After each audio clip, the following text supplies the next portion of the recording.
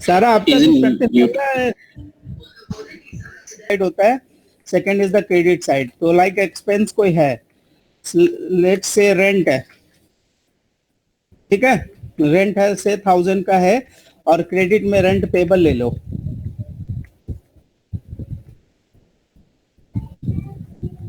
Rent payable ले लो आप 1000 का, यानी आपका ट्रायल बैलेंस मैच है। Now you want to close it, ठीक है, आपकी मंथली क्लोजिंग एक्सरसाइज होनी है।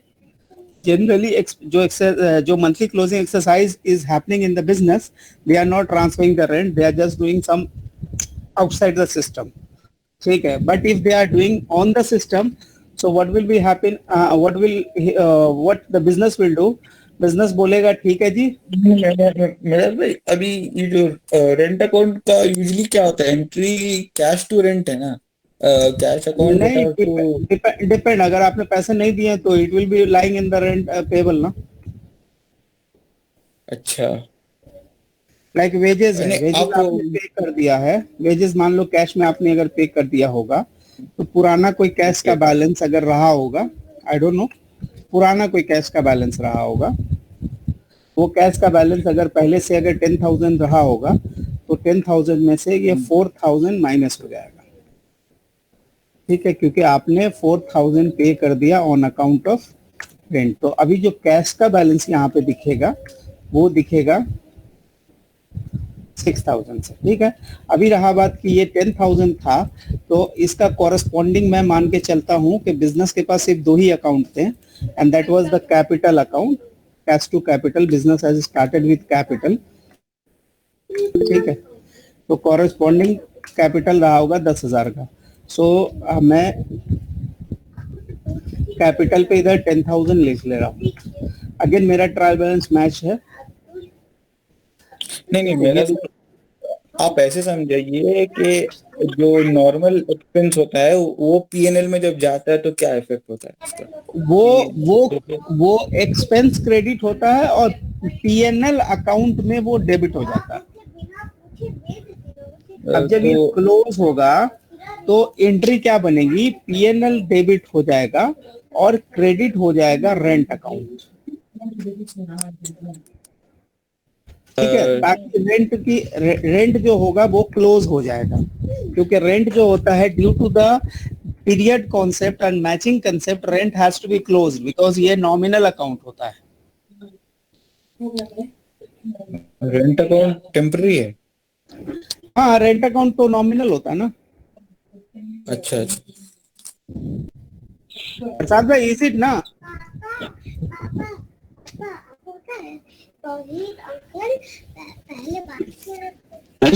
Which class we are talking about now? This is No, which no, section? no, it's not about the section. He has a just general question. He told Okay. that if somebody has asked if you are doing a monthly closing, what would be the entry? Say I said, this is the trial balance of your business.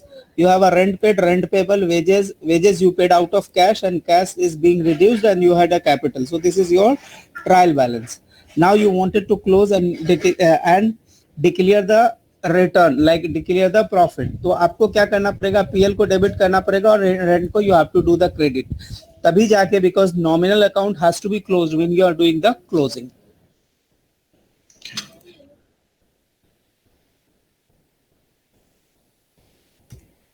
Yeah.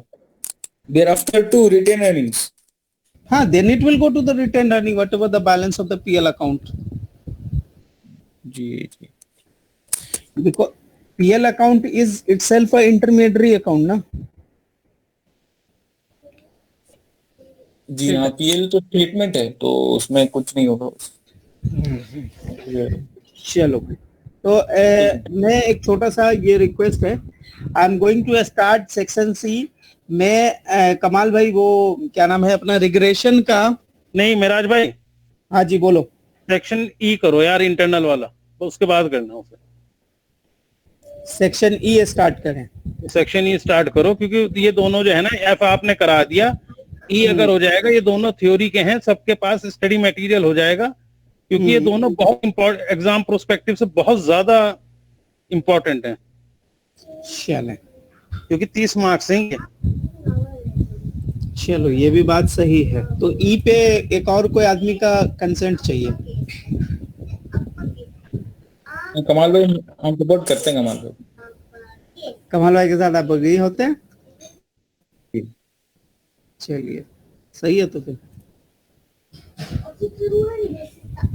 नहीं, क्योंकि ये जितनी ज्यादा theory है ना, ये जितना ज्यादा पढ़ते रहेंगे सब उतना ही माइंड में रहेगा। एक दिन किसी ने नहीं पढ़ा, सब निकल जाएगा। क्योंकि सेक्शंस ए से लेके डी तक के तो वो तो सारे न्यूमेरिकल बेस हैं। अच्छा, सेक्शन ए से लेकर डी तक सारे के सारे न्यूमेरिकल हैं। चलिए, इसका मतलब ये है कि हमारे को 559 पे एक बार जाना है, चेक करना है क्या क्या है।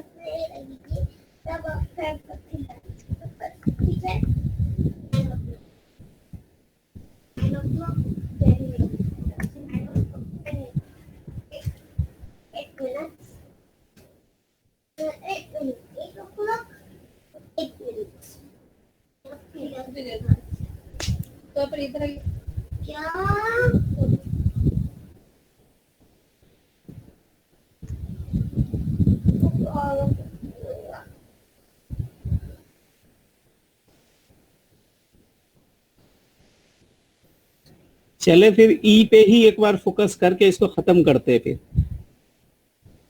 सेक्शन 17।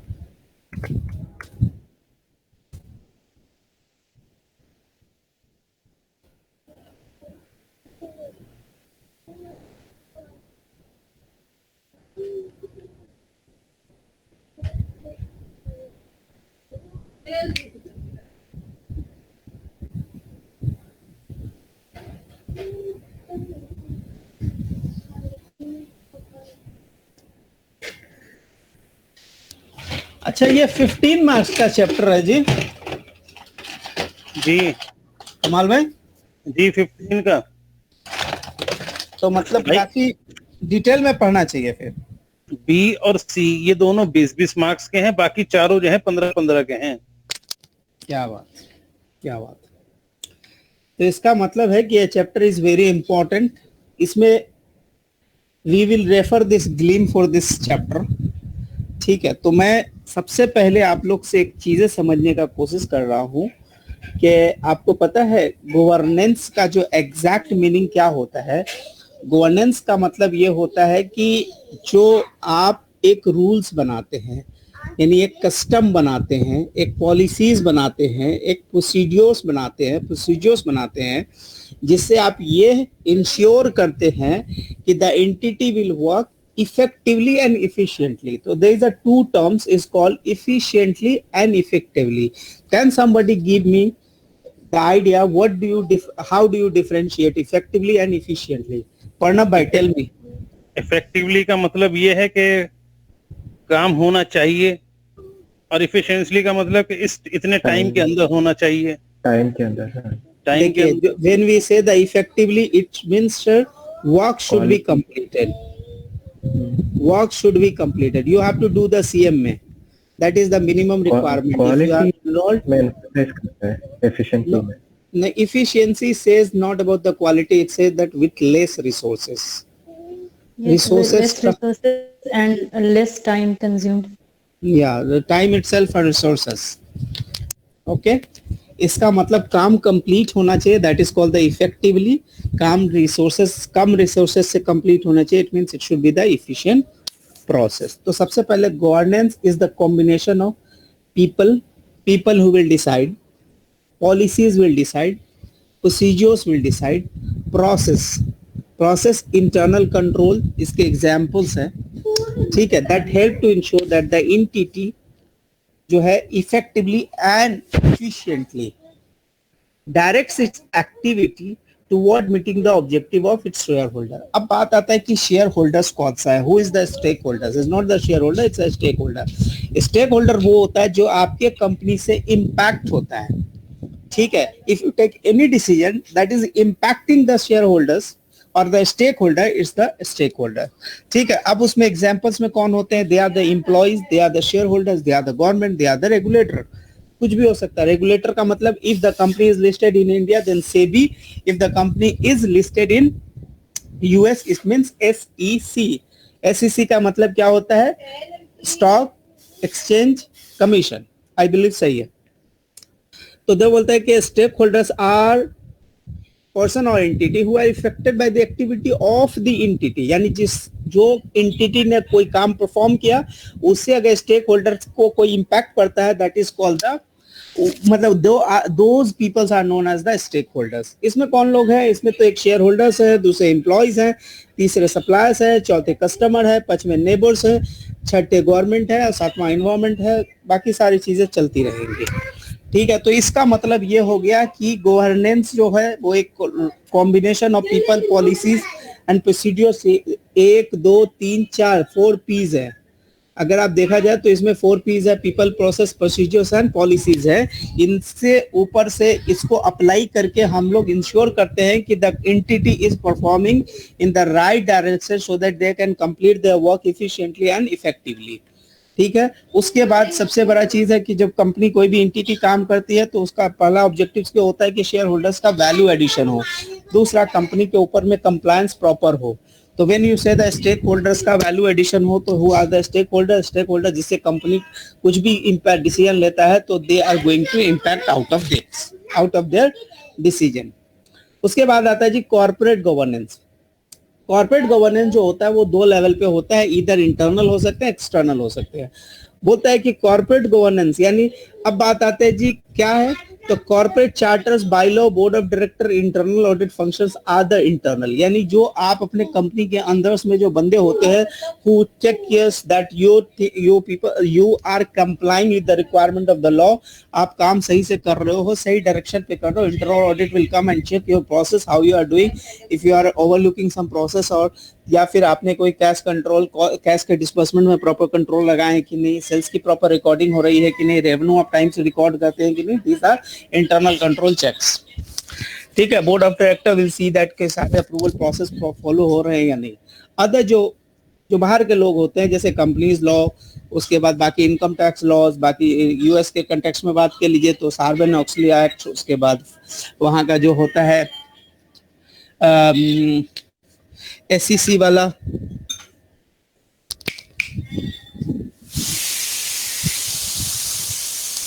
ठीक है।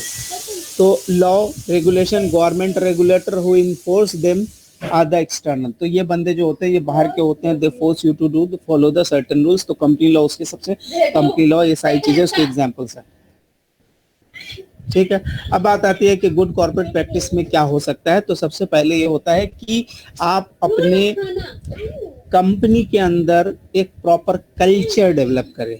बोलता है कि good practice reflects the unique cultures and largely depend on this effectiveness. Effectiveness में सबसे पहली बात है काम कंप्लीट होनी चाहिए, काम कंप्लीट होनी चाहिए। If you have taken something it should be completed, ठीक है। तो इसमें सबसे पहले क्या होते हैं, दो ऑर्गेनाइजेशंस के कल्चर में क्या होता है, set values, objective and strategies. आपने कंपनी के अंदर में एक स्ट्रेटजी बनाते हैं, ऑब्जेक्टिव्स बनाते हैं, ये डिसाइड करते हैं कि हमको 5 साल पे कहाँ पे जाना है, फिर रोल्स एंड बिहेवियर्स डिफाइन करते हैं। इसका मतलब आप काम को डेलीगेट करते हैं, who is responsible for what, measures the performance, जिसके लिए आपने क्या क्या लगा के रखा होता है। सबसे अच्छा एग्जाम्पल्स होता है, उसका नाम होता है स्कोर कार्ड। किसी को अगर कोई भी आदमी मेरे को BSc के बारे में बता सकता है तो बता दे प्लीज। बैलेंस स्कोर कार्ड जी, ये competitive perspective, financial perspective, internal control, training perspective, इस तरह का होता है। ये 4 तरह के उसमें 4 होते हैं, फाइनेंशियल होते हैं, IPR होते हैं, इंटरनल प्रोसेस रिव्यू होते हैं, उसके बाद आपके फाइनेंशियल्स होते हैं, और क्या क्या होते हैं, कॉम्पिटिटिव होते हैं, कस्टमर होते हैं, कस्टमर पर्सपेक्टिव, हाँ 4 पर्सपेक्टिव से होते हैं, ठीक है। अब उसके बाद the culture determines the degree of sensitivity to the social responsibility. Social responsibilities जो है it's self a topic that we are covering in our budgeting section, जहाँ पे आपके सारे सोशल्स में क्या होते हैं, आपकी इकोनॉमिक सोशल एक्टिविटीज हो जाती है, ठीक है। दूसरी आपकी ये होती है मतलब आप जो है सोसाइटी को एम्प्लॉयमेंट जनरेट करके देंगे, सोसाइटी में एम्प्लॉयज को प्रॉपर वैल्यू देंगे, सोसाइटी में आप इकोनॉमिक सस्टेनेबिलिटी अप्लाई करेंगे, जिसके लिए corporate social responsibilities term use किया जाता है CSR. That word is also a part of our study when we go to the budgets. ठीक है, अब बात आता है जी गवर्नेंस जो होता है वो क्या होता है, एक तरह की प्रैक्टिस होती है. क्या होती है, गवर्नेंस प्रैक्टिसेस में use the various legal forms, structure, strategy, procedure. That क्या इंश्योर करेगा, पहला इंश्योर करेगा कि सोसाइटी के लीगल या रेगुलेटरी रूल्स को कंपनी कंप्लाई कर रही है क्या नहीं. कंपनी ऐसा तो नहीं है कोई इलीगल एक्टिविटी, फ्रॉडुलेंट एक्टिविटीज कर रही है. तो पहला रिक्वायरमेंट होता है कि आपने जब कंपनी में गवर्नेंस अप्लाई किए हैं तो द गवर्नेंस शुड इंश्योर कि आप ये सारे काम नहीं कर रहे हैं. satisfy the business norms, general accepted business forms, ethical principle and social expectation of the society. आप जहाँ पर से काम कर रहे हो उस एरिया पे उस सोसाइटीज के कुछ आपसे एक्सपेक्टेशन होते हैं, आर यू मीटिंग दोज और not. The third important thing is providing the overall benefit to the society and enhance the interest of the specific stakeholder for the long and short term. Long term and short term का मतलब क्या होता है, पहला तो long term में ये हो जाता है कि कंपनी आपको वेल्थ जनरेट करके दे, कंपनी के आप शेयर्स के वैल्यू आपको बना के दे. शॉर्ट टर्म में क्या होगा, company time to time proper dividend आपको दे, आपके पैसे होल्ड नहीं कर ले. ठीक है, उसके बाद है full and trustworthy to the fully and full to the trustworthy होना चाहिए. किसके लिए, शेयर होल्डर के लिए, जिसमें पब्लिक हो सकते हैं. Ensure that the accountability of the decision, actions and performance. तो कोई भी अच्छा गवर्नेंस अगर आप लगाते हैं तो वो चार चीजों को वो सेटिस्फाई करता है. पहला कि कंपनी जो कंट्री जो स्टेट या लॉ ऑफ लैंड है आप उसको सेटिस्फाई कर रहे हैं. दूसरा जो आपसे समाज एक्सपेक्ट कर रहा है, you are meeting their expectation. तीसरा आप अपने बेनिफिट्स प्रोवाइड कर रहे हैं स्टेक होल्डर्स को in term of short term and long term. Short term मैंने एग्जांपल दे दिया कि आपको टाइम टू टाइम डिविडेंड दे दे जिनको अच्छा ये इसमें टाइम टू टाइम आप उनको डिविडेंड देना. लॉन्ग टर्म में क्या होता है कि आप उनको क्या करें जी कि आपके यहाँ पे वैल्यू क्रिएशन हो, वेल्थ क्रिएशन हो, उनके शेयर्स की वैल्यू बढ़ जाए या उन जो आपसे बिजनेस करते हैं उनको प्रॉपर रिटर्न मिलता रहे लॉन्ग रन में.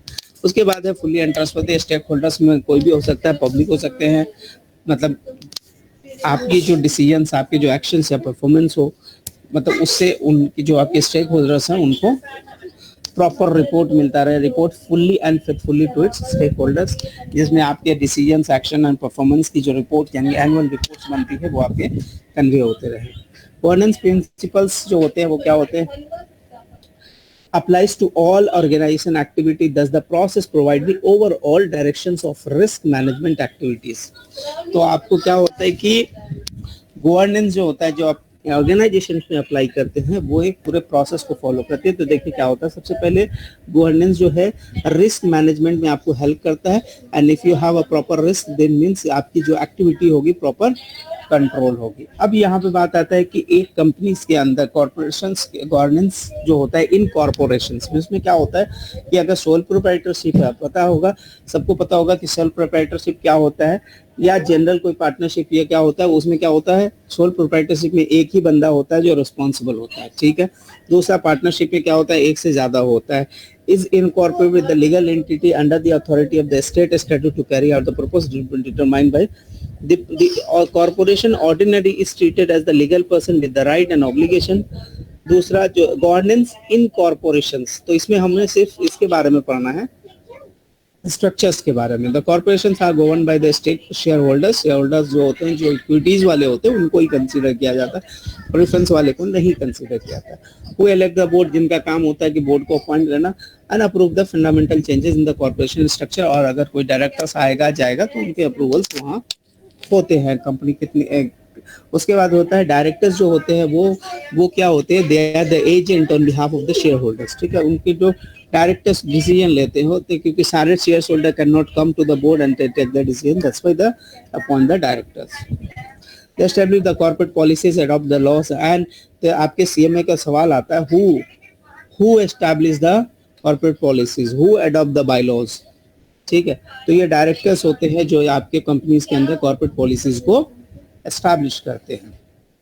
Elect and appoint the corporate officials who carry out the policy for the day to day management. The incorporations जो होता है वो हमेशा आर्टिकल ऑफ एसोसिएशन से होता है. अब बात आता है जी आर्टिकल ऑफ इनकॉर्पोरेशन क्या होता है. It is like a charter होता है जिसमें लॉज होते हैं, ठीक है। और आर्टिकल के अंदर ये सारी चीजें होनी चाहिए। ये क्लास 12 की स्टडीज है कि उसमें नाम के बारे में पता होना चाहिए, नंबर ऑफ ऑथराइज होने चाहिए, एड्रेस होने चाहिए, लीगल नेम होने चाहिए, नेम ऑफ द, ये क्लास 12 में भी आप लोगों ने पढ़ा होगा। अब बायलॉज क्या होता है, जिसको हम आर्टिकल ऑफ एसोसिएशन भी बोलते हैं। इट्स एन इंटरनल स्ट्रक्चर के बारे में बात करता है। Initial bylaws are adopted by the corporation by the incorporator और the boards. They may contain the any provision managing the business and regulating the entity affairs, जिसके अंदर बायलॉज में कंपनी कैसे काम करेगी उसके बारे में लिखा होता है। पहला वाला था मेमोरेंडम, दूसरा वाला होता है आर्टिकल। मेमोरेंडम जो होता है वो align with the corporate laws होता है, लेकिन जो बाकी जो आर्टिकल ऑफ एसोसिएशन होता है वो कंपनी कैसे परफॉर्म करती है उसके बारे में उसमें डिस्कशन होता है। ठीक है। फिर पॉलिसीज एंड प्रोसीड्यूर्स जो are the integral part of the efficient and influence the control consensus of the personal, यानी आप जो डिसीजंस लेते हैं उसको वो कंट्रोल करता है। ठीक है, उसमें पॉलिसीज हेल्प करता है। अब बात आता है जी कि कॉर्पोरेट बिजनेस के प्रोसेस कैसे होते हैं। तो दो मेजर्स हैं। पहला जो है स्ट्रेटेजिक डायरेक्शंस, दूसरा ओवरसाइट्स। स्ट्रेटेजिक डायरेक्शंस और ओवरसाइट। डायरेक्शंस मतलब कैसे जाना है, ओवरसाइट का मतलब ये होता है कि जो चाह रहे हैं वो प्रॉपर्ली जा रहे हैं कि नहीं। अब बात होता है कि स्ट्रेटेजिक डायरेक्शंस में क्या क्या चीजें होती हैं, ये डिटरमाइन करता है बिजनेस के मॉडल्स को, ओवरऑल ऑब्जेक्टिव्स के बारे में डिस्कशन करता है। The approach for the risk taking including the risk appetite, आप कैसे काम करते हैं उसके बारे में बातें होती है। तीसरा, and the limit for the organisational conducts. Limit for the organisational conduct मतलब ऑर्गेनाइजेशन कैसे काम करेगा उसके बारे में। This is like a strategic directions. दूसरा जो होता है ओवरसाइट्स जो होता है, इसमें क्या होता है कॉर्पोरेट डेट इंटरनल ऑडिटिंग वाले पार्ट होते हैं विच कंसर्न्स जो आप काम करते हैं। इसका मतलब it is also the component on which the risk management and control activities are mostly likely to be applied. The implements में क्या क्या oversight की जाती है, risk management की activities oversight की जाती है performed by the senior manager and risk owners, internal and external assurance activities. अब छोटा सा बात होता है कि कोई भी आदमी मेरे को आइडिया दे दे कि रिस्क मैनेजमेंट को कोई भी आदमी अपने लैंग्वेज पे आके ब्रीफ करके बता दे कि how you do the risk management please. Risk management जो होता है वो कंपनी का जो है रिस्क को मिटिगेट करता है। रिस्क को फाइंड करता है, रिस्क को देखता है और उसे जो है मिटिगेट करता है।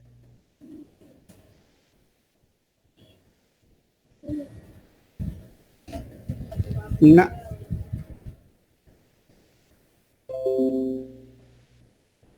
नहीं भाई, कोई प्रॉपर पे क्यों यार।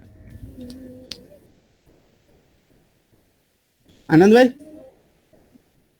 रिस्क मैनेजमेंट को बताओ आप अपने लैंग्वेज में। सबसे पहले तो इंटरनल कंट्रोल इंप्लीमेंट करेंगे सर जी।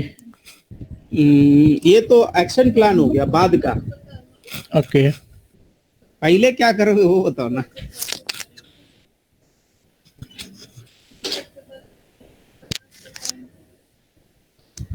प्रैक्टिकल बताना, ऐसा कुछ बहुत हाई एंड हाई फाई नहीं चाहिए।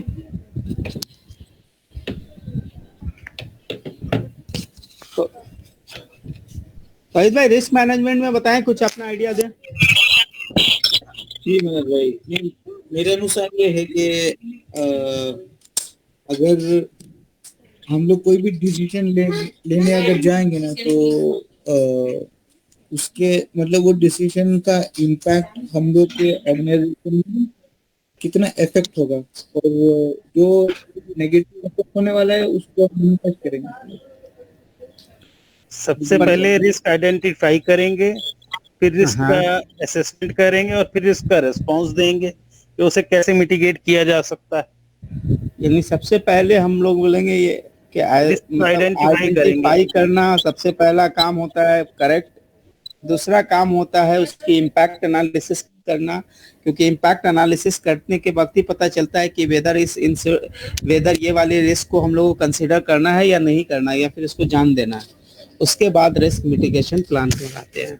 All this process in called together में रिस्क मैनेजमेंट है। ठीक है, चलो। मिटिगेशन का मतलब वही जो इंटरनल कंट्रोल लगाना, फिर बाकी चीज को इंश्योरेंस ले लेना या फिर रिस्क को रिवर्स कर देना, बहुत सारे पार्ट्स है उसमें। ठीक है, अब बात आता है बोर्ड क्या होता है, बोर्ड कौन बंदा होता है। द बोर्ड जो होता है is the source for the overall direction to and the authority of management, यानी बोर्ड जो होता है वो क्या करता है, डायरेक्शन देता है and he is in the authority, यानी वो एक मैनेजमेंट की तरह काम करता है। It has also the ultimate responsibility for the oversight, इसको ये भी चेक करना होता है जो काम चल रही है, क्योंकि बोर्ड हैज टू इंश्योर के आपकी इंटरनल कंट्रोल की कंप्लीटनेस, ठीक है, या उसके परफॉर्मेंस जो है प्रॉपर काम कर रहे हैं कि नहीं, ये board has to ensure. Board has a fiduciary duty to operation, क्या क्या काम हो सकते हैं, अदर वाले काम क्या होते हैं वो देख लीजिए, ठीक है। बोला another responsibility to identify the stake holder whether direct involve in the business और इनडायरेक्टली और having the influence over the business, तो आइडेंटिफाई करना कौन बंदा है, who is the responsible, ये भी काम बोर्ड का होता है। The board must determine the expectations and the outcomes but they are that are unacceptable। तो बोर्ड ये भी काम करता है कि हमारे से बंदों का, हमारे यहाँ जो पैसे लगा रखे हैं स्टेक होल्डर्स या हमारे से जो इम्पैक्टेड है उनकी एक्सपेक्टेशन क्या है। फिर उसके बाद लास्ट में आपको पता ही होगा the most important function of the board क्या होता है, audit committee to promote, the most important function of the board's audit committee to promote the independence of the external and internal from undue influence by the management, ये भी ensure करना कि management से वो influence नहीं हो, उनकी independence से, they should work as objectively, वो उनके ऊपर कोई दबाव नहीं बने, ठीक है। That is also board has to ensure that the related function is support the recommendation made by the auditor. Auditors के अब एग्जांपल्स में, एग्जाम में एक छोटे से एमसीक्यू के सवाल आते हैं जी कि कौन करेगा, कौन करेगा, कौन सपोर्ट देगा, नहीं ऑडिट कमेटी तो काम करके दे देगा, रिकमेंडेशन दे देगा, पर रिकमेंडेशन का इम्प्लीमेंटेशन जब आएगा तो वो बोर्ड करती है, ठीक है। उसके बाद इन्होंने बोला जी बोर्ड के कुछ अपने डे टू डे फंक्शंस भी है। फंक्शंस में क्या है कि in functions and determine the what specific risk are to be manage, किसको रखना है किसको नहीं रखना है, what are the who will be the risk owners, यानी who is the responsible person and how the specific can be managed, ठीक है। तो सबसे पहले ये सिंपल सी बात है कि ये व्हाट स्पेसिफिक रिस्क, कौन सा क्या क्या रिस्क, पहला, दूसरा कहाँ सा रिस्क का ओनर कौन है, हु इज द रिस्पांसिबल गाय, ठीक है। सेल्स के लिए है तो प्रोक्योरमेंट को नहीं पकड़ेगा ना, सेल्स का है तो सेल्स वाले बंदे को पकड़ेगा, आईटी का है तो फाइनेंस को नहीं पकड़ेगा, आईटी को पकड़ेगा। देन आफ्टर उससे पूछेगा कि how you will manage this. तो ये तीन काम होते हैं जो मैनेजमेंट के अपने डे टू डे फंक्शंस में भी आते हैं।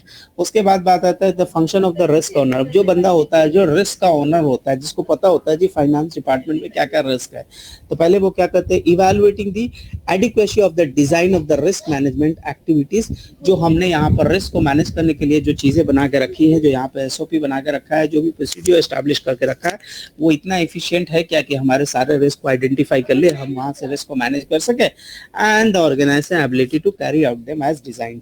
और साथ में ये भी चेक करना है कि एबिलिटी यानी उसकी रिस्क एपेटाइट कंट्री की, मतलब एंटिटी की कितनी है। Determine whether the risk management activities are operating as design, जैसे हमने बनाया था वैसे काम कर रहा है। Yes tell me. पहला तो adequacy, evaluating the adequacy of design, कि जो हमने बनाया है वो सही बनाया है कि नहीं। दूसरा, जो हमने बनाया है जैसे काम करने के लिए उसको इंस्ट्रक्शन दिया वैसे वो इंस्ट्रक्शन को फॉलो कर रहा है कि नहीं। Determining activities are operating as design, जिस इंस्ट्रक्शन के हिसाब से, जिस बेसिस पे हमने जो एक इंटरनल कंट्रोल डिजाइन किया हुआ है या रिस्क मैनेजमेंट की टेक्निक्स डिजाइन करी हुई है, whether that techniques is working और नॉट। इस साथ में हमने मॉनिटरिंग करनी होती है। मॉनिटरिंग में क्या होता है, ये ऑन गोइंग परफॉर्मेंस इवैल्यूएशन होती है, चेक करते हैं कि ये सारी चीजें ऑन गोइंग प्रॉपर जा रही हैं कि नहीं। और साथ में क्या बोलता है, ensuring that information to be reported to the senior and the board accurately, timely and available. तो कोई भी जब रिपोर्ट्स की बात आती है, जब इंफॉर्मेशन की बात आती है, तो इंफॉर्मेशन जब भी कोई मैनेजमेंट को जाता है तो उसमें ये तीन एट्रीब्यूट्स होने चाहिए, उसके तीन फीचर्स तो होने ही चाहिए कि एक्यूरेट हो, टाइमली हो और अवेलेबल हो।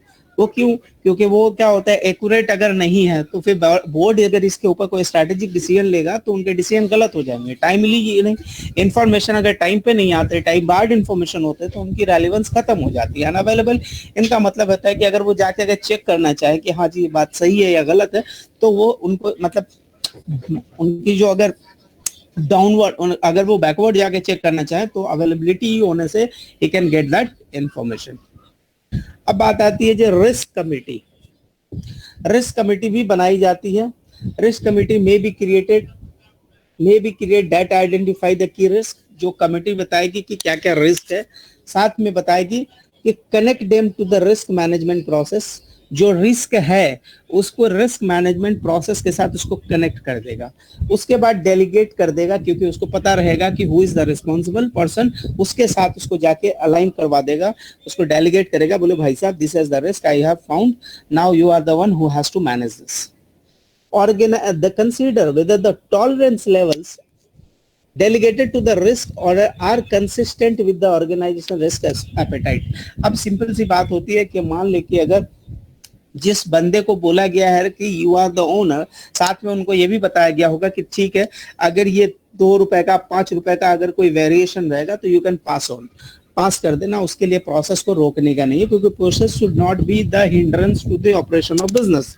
अब वो चेक करना है कि ये बिजनेस के कॉर्पोरेट ऑब्जेक्टिव यानी कॉर्पोरेट जो रिस्क एपेटाइट है, रिस्क को लेने की बियरेंस कैपेसिटी है, क्या उस कैपेसिटी के साथ ये अलाइन है कि नहीं, उसके साथ ये कॉन्सिस्टेंट है कि नहीं, ये बहुत जरूरी होता है, इंपॉर्टेंट होता है आइडेंटिफाई करना।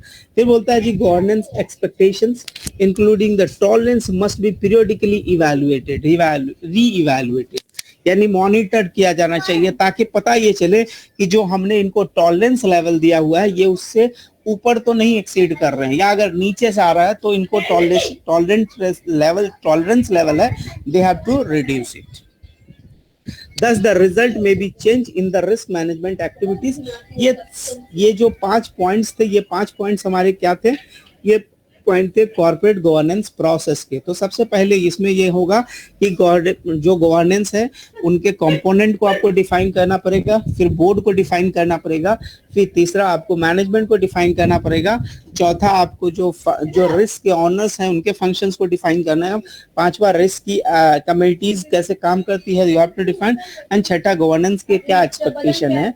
तो ये एग्जाम की अगर कॉर्पोरेट गवर्नेंस प्रोसेस अगर आपको एग्जाम में लिखने आ गया तो दे विल आस्क, उनके पास एक्सपेक्टेशन होगा कि आपसे ये चीजें वो एक्सपेक्ट कर रहे हैं कि आपको एटलीस्ट 2-3 चीजें तो आनी चाहिए, कैसे गवर्नेंस कैसे काम कर रहा है, गवर्नेंस के कंपोनेंट क्या क्या है, बोर्ड कैसे काम करती है, मैनेजमेंट के performance, day to day activities क्या होती है, रिस्क ऑनर्स उनसे रिलेटेड बातें क्या है, पांचवा रिस्क कमेटी कैसे काम करते हैं, और छठा गवर्नेंस की क्या एक्सपेक्टेशन है।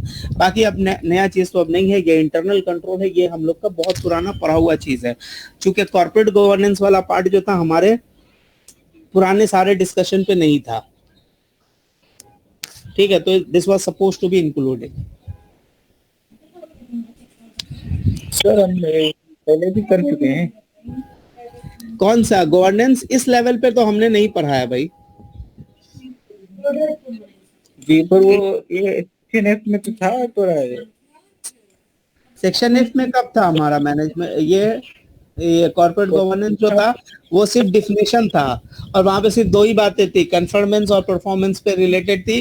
अब वो भी जब परफॉर्मेंस पे भी आई थी तो वहां पे भी हमने सिर्फ इसके बारे में एंटरप्राइज रिस्क मैनेजमेंट के बारे में पढ़ा था, पर वो इस डिटेल पे नहीं था, मतलब इसीलिए 2 जगह पे सीएमए ने कवर करा है, और प्रोसेस नहीं था वहां पे, सिर्फ डिफिनेशन वाला पार्ट था। ठीक है जी। एग्जाम में कितने पॉइंट लिखने हैं? एग्जाम में पॉइंट्स जो है लिखने से पहले आपके एमसीक्यूज में जो नंबर सवाल आएंगे ना, वो इसमें से कम 3 सवाल 4 सवाल बनते हैं, तो अगर एक बार पढ़ा रहेगा then only you can answer. अब आपसे इसमें से एक सवाल रहेगा जी कि आर्टिकल ऑफ इनकॉर्पोरेशंस में क्या क्या चीजें होती हैं, ठीक है, अगर आपने एग्जाम में ये सवाल दे दिया तो आपको बताना पड़ेगा, नेम होगा, नंबर ऑफ शेयर होल्डर चाहिए, एड्रेस चाहिए, उसके बाद रजिस्ट्रेशन ऑफिस जो रजिस्टर्ड एजेंट है उसका ऑफिस चाहिए, जो उन्होंने कॉर्पोरेटर होते हैं, जो प्रमोटर्स होते हैं उनका एड्रेस ये चाहिए।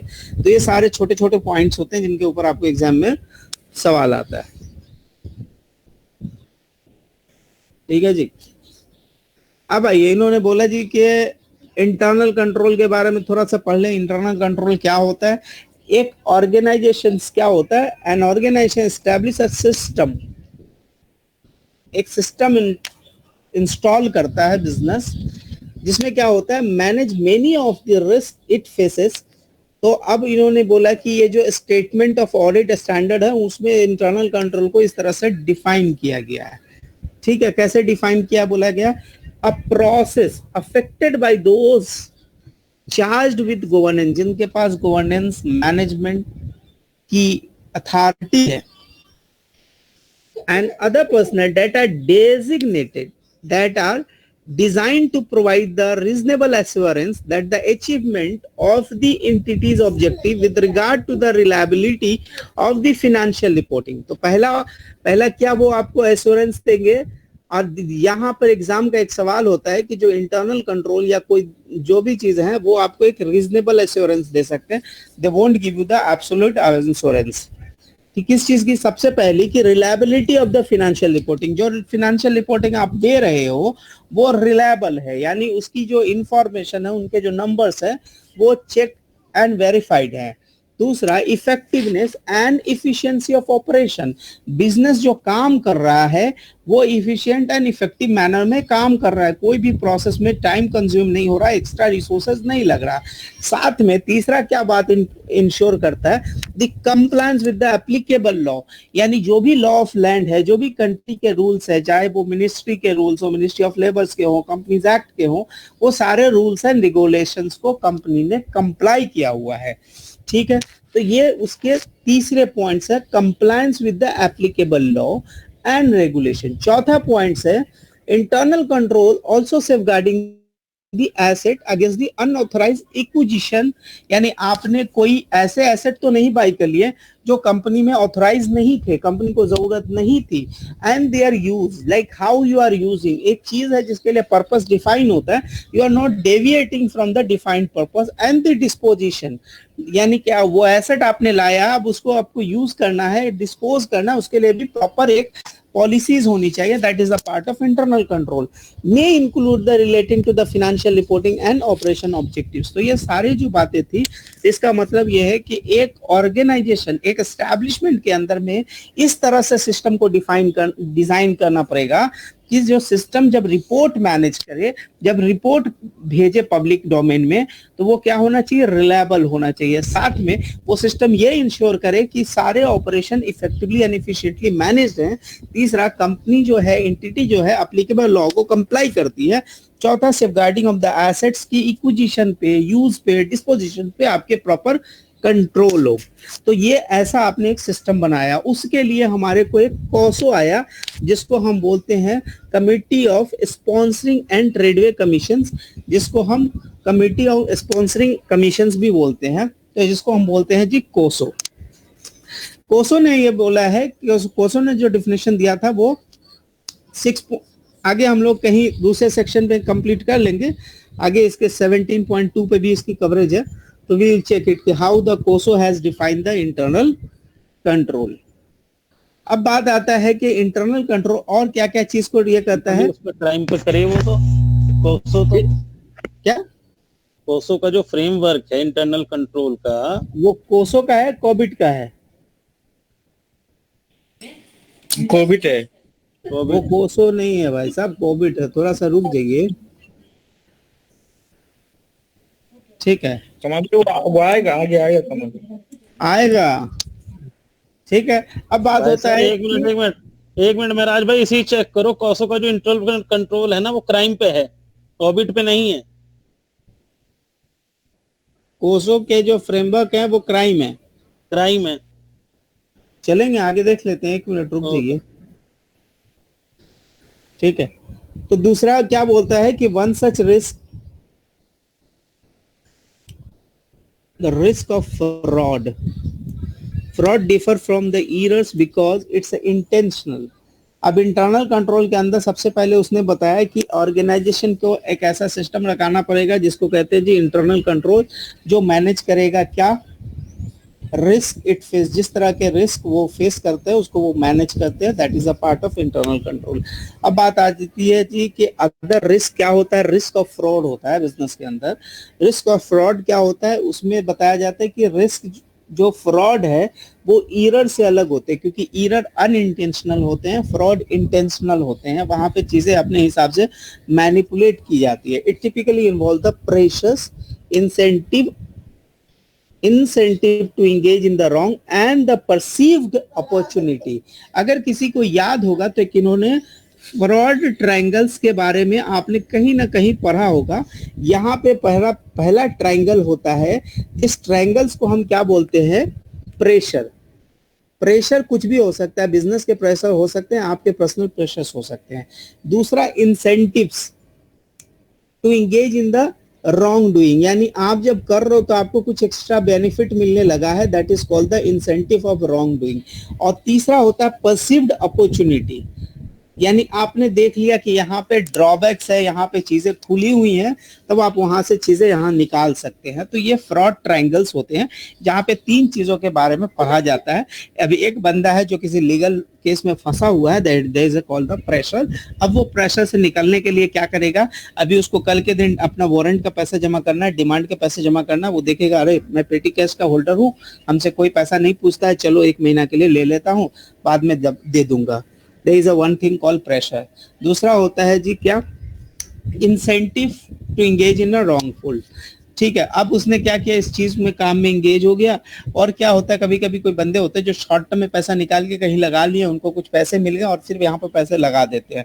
बट प्रॉब्लम तब हो जाता है कि when they take the money और उनका लॉस हो जाता है, तो वहां पे चीजें हो जाती हैं। वैसा गलती करने के कारण उनको लगता है कि हाँ भाई ये सही है, मतलब this is also a one pressure which help him to do the fraud।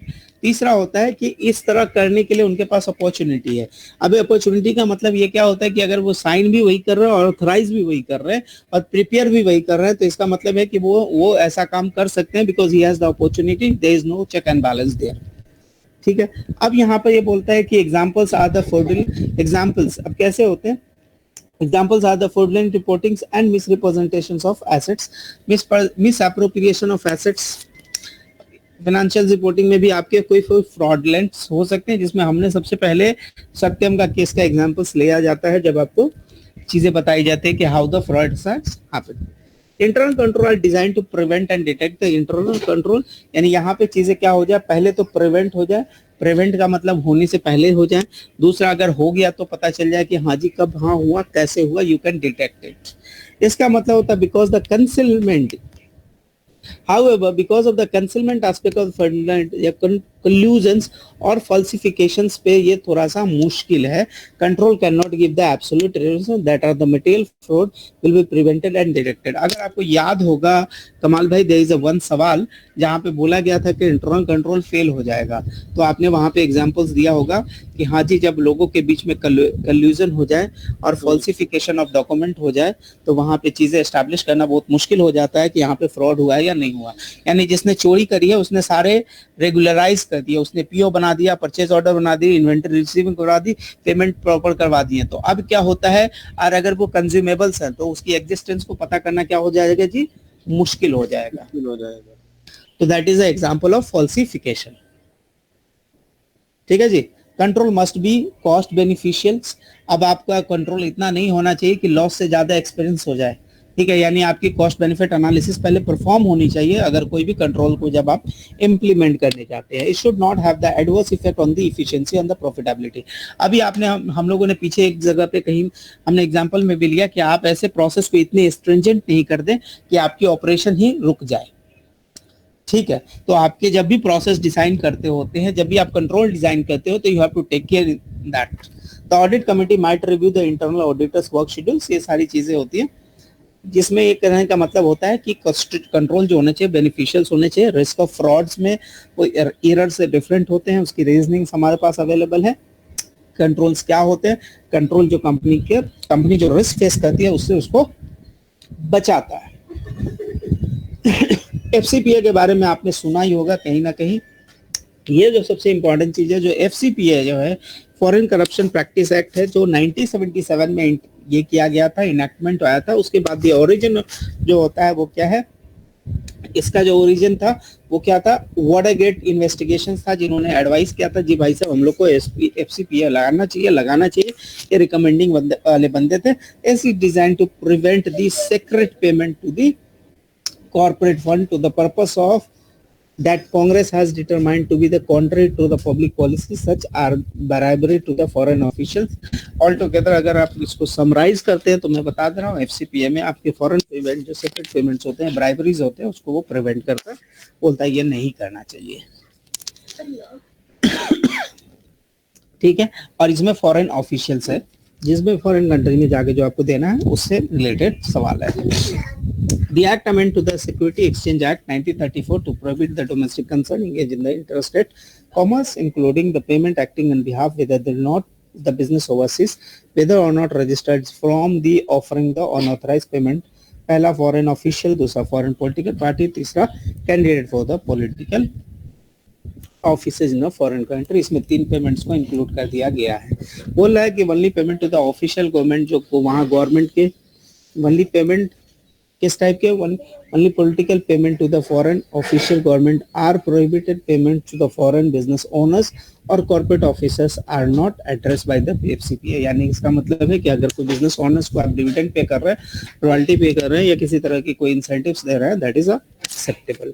अब इन्होंने बताया जी करप्ट पेमेंट क्या होता है, तो करप्ट पेमेंट में इन्होंने बताया are those payment which is inducted in the receipt of the acts for the purpose of including the recipient of the act and refrain from acting so that the domestic concern might obtain a retained business or obtain or retain the business। ये इसमें क्या बोलता है, mere offer of promise of bribe even if it is not communicated।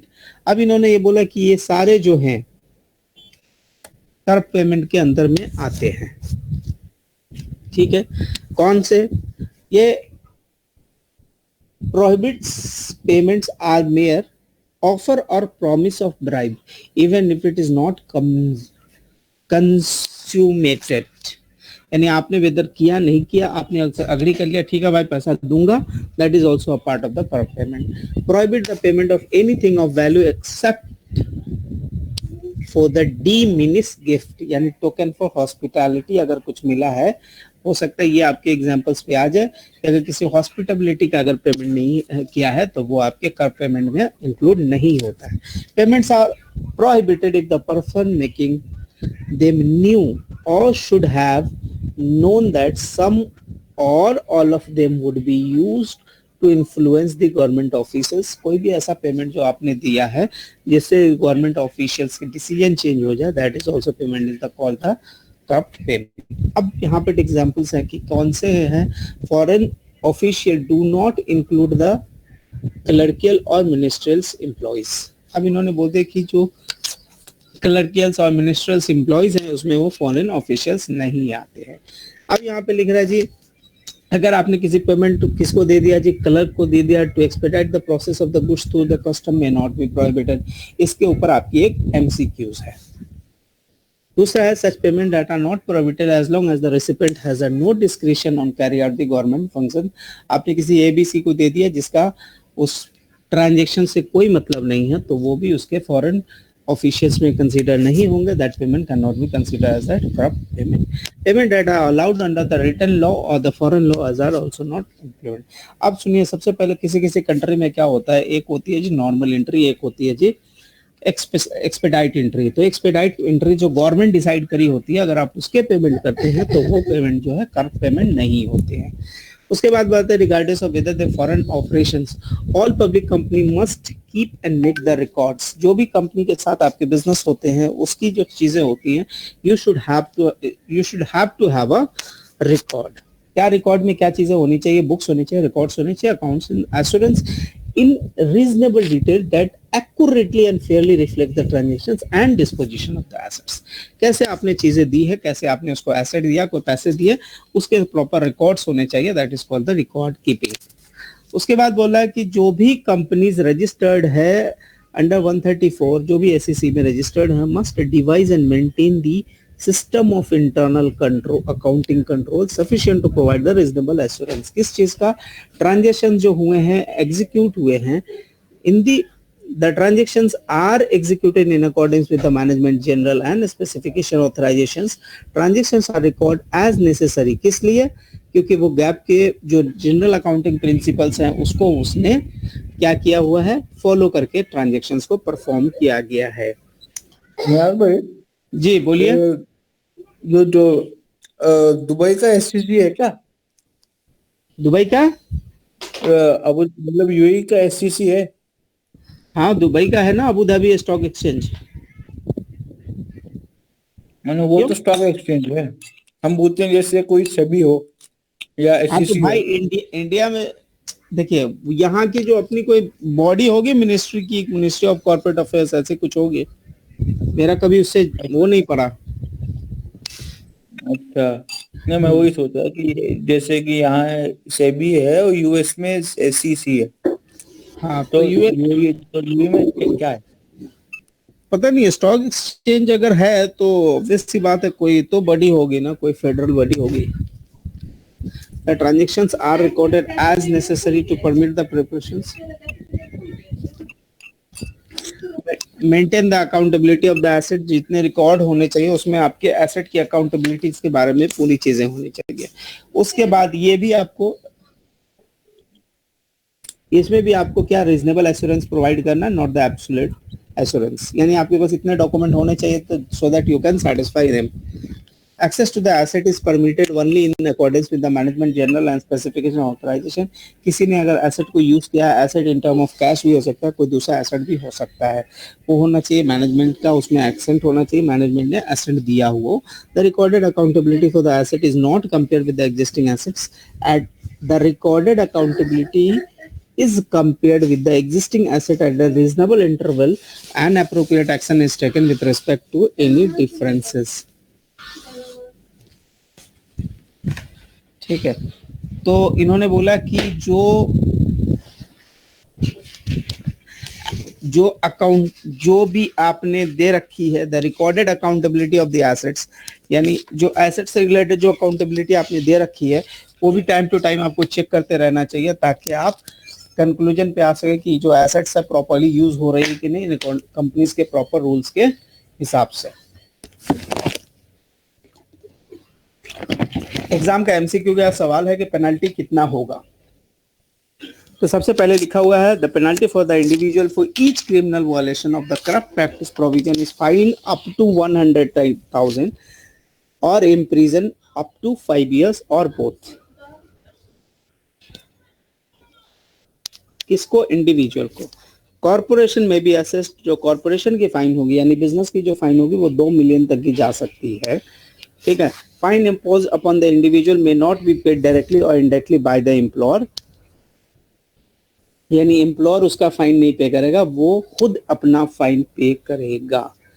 बोल रहा है the implication of FCPA extend well beyond the anti bribery provisions, anti bribery provisions के ऊपर से है, मतलब उसको सिर्फ वहीं तक लिमिटेड नहीं है, it has more coverage. The American business and the business peoples are involve, the management particularly affected, the reasonability responsibility of the internal control is not new but potential for the criminal and civil liability represent an added burden. ठीक है, तो सिर्फ internal control के point of view से नहीं बल्कि उनके ऊपर क्या क्या चीजें आ जाएगी, सिविल एंड क्रिमिनल लायबिलिटीज भी आ जाएंगे। The impact of the law and the threat is ambiguous, pose में alter the business sector, management might decide to abandon the direct selling operation in foreign country in favor of the use of the foreign agent, helps that might lesser the reason to know। इसको एक बार cut करें। उसके बाद बोल रहा है written code of the ethics and conduct is necessary, the code should be communicated and monitored by the internal auditor.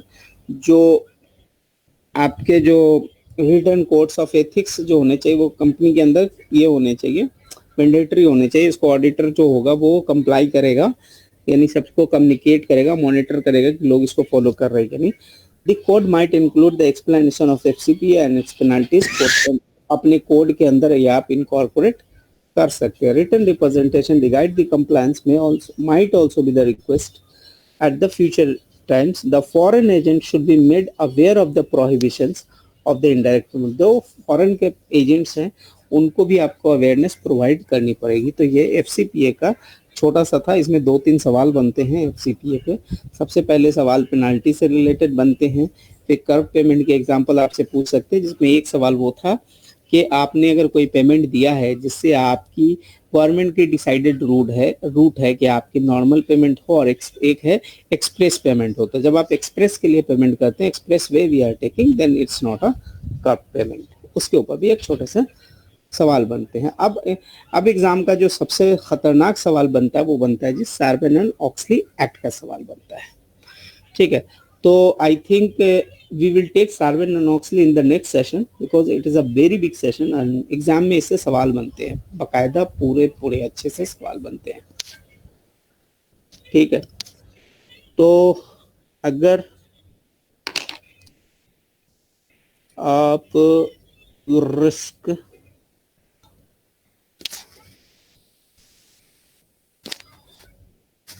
internal control compliance operation reporting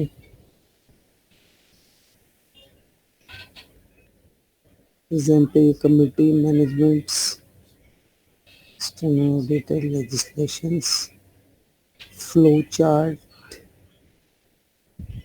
start is birthday no yes start with this pause cab, ये भी exam के सवाल है। Origin of course frameworks,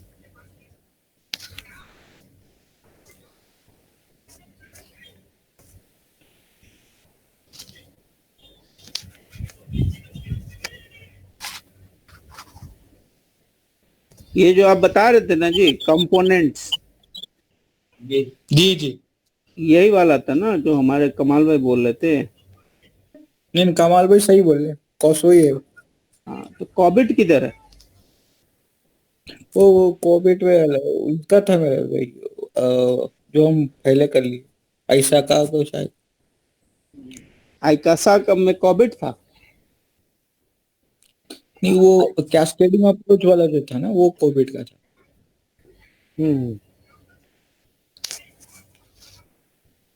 जो rules चारों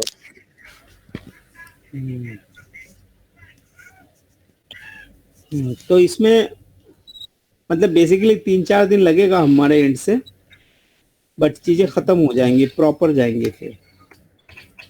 ठीक है, तो एक छोटा सा ये है कि अभी 1 मिनट इस पे देखते हैं। यार भाई आप हॉक लीजिए ना सर, क्योंकि ये क्या ग्लीम में बहुत डिटेल है, उसको नहीं होगा। हॉक पे इससे ज्यादा डिटेल पर आप अभी आपको पर जब तैयारी कराना, जब आप प्रेजेंटेशन दीजिएगा आप हॉक से दीजिएगा ना। ठीक है भाई, आपकी अपनी प्रेजेंटेशन हॉक से होगी। Good governance,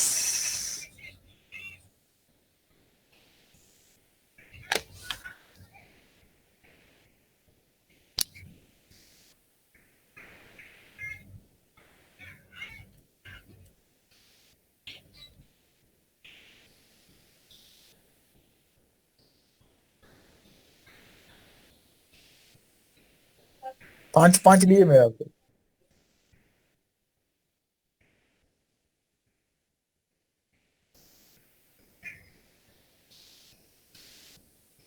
the most common motivation for the management fraud.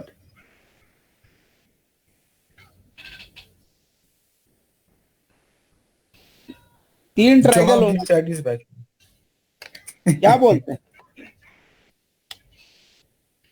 Financial pressure on the organisation नहीं आएगा, पहला आएगा A. The challenges of committee that perfect crime, A या डी में से एक है,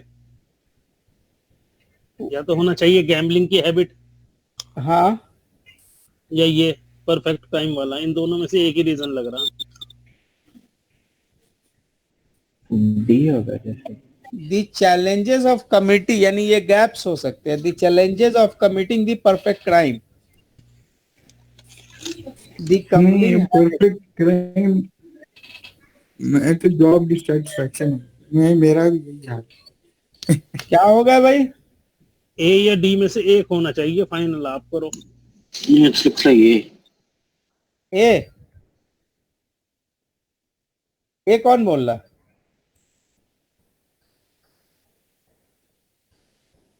financial pressure on the organisation.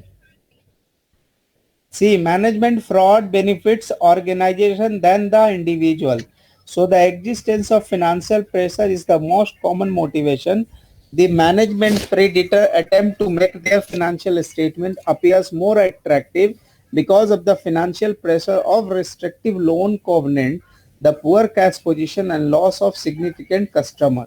So this is the reason financial pressure on the organization, because यहाँ पे management fraud था, which is different from the individual. According to the 21st century governance of the principle of US public companies, the purpose of board of director is comprised is the Protect the purpose. interest of the corporation shareholders. The purpose of director of a corporation is to monitor the CEO, monitor the risk and corporation control, protect the interest and corporations, oversees the corporations.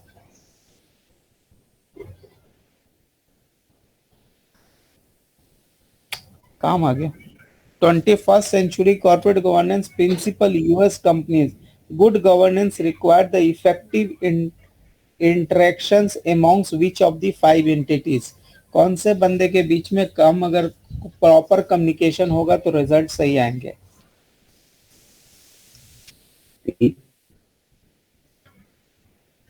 हैं? C corporation, board of director, management, external auditor, internal and legal council. Board of Director, Compensation Audit Committee, CEO and CFO. Board of Director, Shareholder, CEO, CFO and the Vice President of Marketing.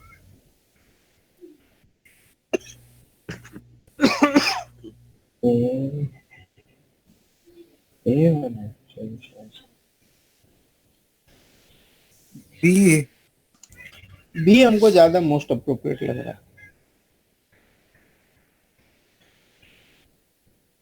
चलो, which of the following statement regarding the corporate is not correct बताना है इसमें से. Corporate governance के बारे में not correct बताना है. पहला, the internal auditor of the company has more responsibility than the board of the companies. पहला. दूसरा, the compensation scheme for the management is a part of the corporate control. The corporate control mechanism include the internal and external mechanism. The dilution of shareholder wealth resulting from the employees' stock options and employees' stock bonus is an accounting issue rather than the corporate governance issues. क्या आएगा मिराज भाई? D होना चाहिए.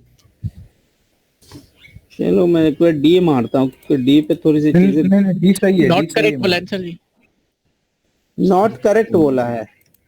Not correct ए आएगा. ए आएगा. ए. ठीक है भाई, ए आएगा. चलो ए आ गया, सही है. आगे आ जाओ. Which of the following would be the greatest concern to an auditor reviewing and the policy regarding the sale of company used PC to the outside company. ठीक है, यानी आपको क्या देखना पड़ेगा जी. सेफगार्डिंग ऑफ एसेट में क्या था? यूज था. पहला था एक्विजिशन, दूसरा यूज, तीसरा disposal. D. Whether delete files and hard disk drive has been completely erased.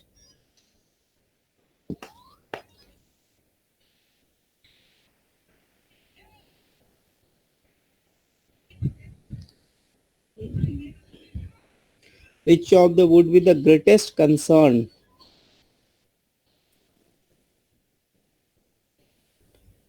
Regarding the sale of company used PC. D होगा. डी हमको भी लग रहा है. Let's see. क्या while most डी क्या सही है? डी सही है. while most delete program is file pointer, they know about the underlying data. The company must use the special utility and fully erase data. This is important because the potential of the confidential data on the PCs. ठीक है. तो ये सारे सवाल जो होते हैं exam पे, कोई भी आपकी पढ़े हुए से नहीं आते, बल्कि सारे कंसेप्चुअल सवाल होते हैं. अगर आपने समझ के पीछे पढ़ा होता है तो आप उसको एस्टैब्लिश कर सकते हैं. अगर नहीं पढ़ा हुआ है तो मुश्किल है. ठीक है, 1 to 1 सवाल नहीं बनते हैं एटलीस्ट वो सेक्शन ई और एफ के।